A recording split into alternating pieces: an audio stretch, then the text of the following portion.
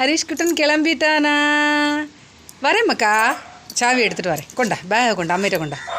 Bag அம்மைட்டு தான் போதும், நீ வச்சுருந்த போ. ஆமாம் சரி கொண்டா, கதவை பூட்டிட்டேன் கொண்டா.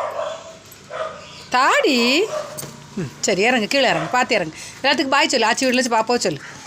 பாய் சொல்லு எல்லாத்துக்கும். பாய் சொல்லுங்கள், கை வச்சு பாய் சொல்லுங்கள். கை வச்சு சொல்லுங்கள், கை வச்சு இப்படி பாய் சொல்லணும். இறங்குங்க.